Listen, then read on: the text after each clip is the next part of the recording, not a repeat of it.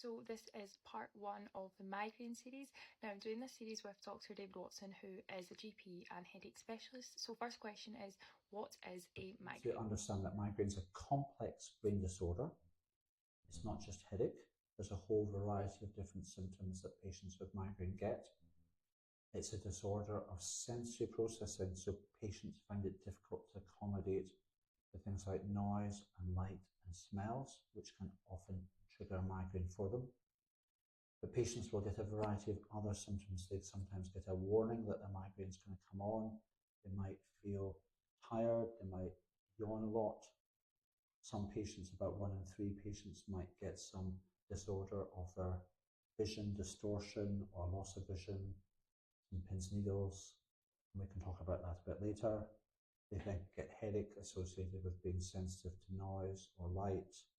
They sometimes feel that they have to stop activities due to disability. And then afterwards, they can feel very washed out. It's almost as if during a migraine, their brain has been very active and they're very tired afterwards, and they can get brain fog.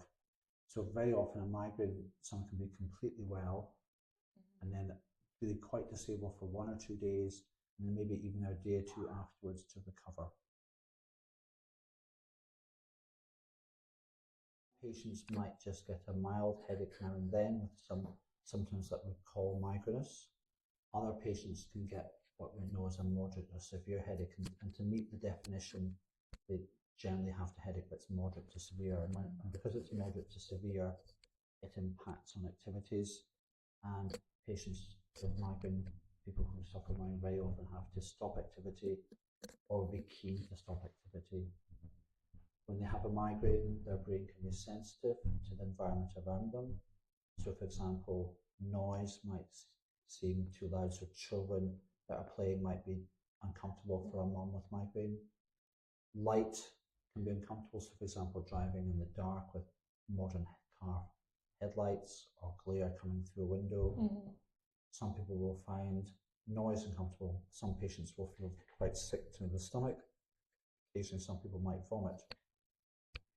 But very often migraine can be accompanied by other symptoms. People can feel dizzy, or they can feel that their brain's not functioning properly. They've got some brain fog, they can't spell, they can't add numbers up.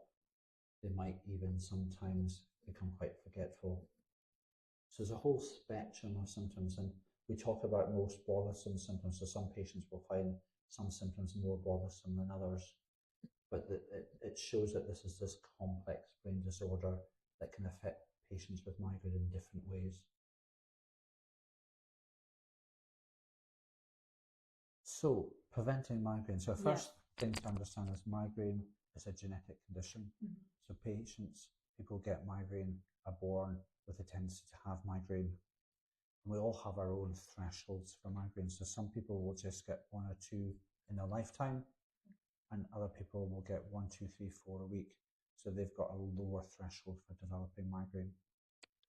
When it comes to prevention, we have lifestyle and we've got medical options. So let's just talk a little bit lifestyle this time. So we know the migraine brain is actually quite boring.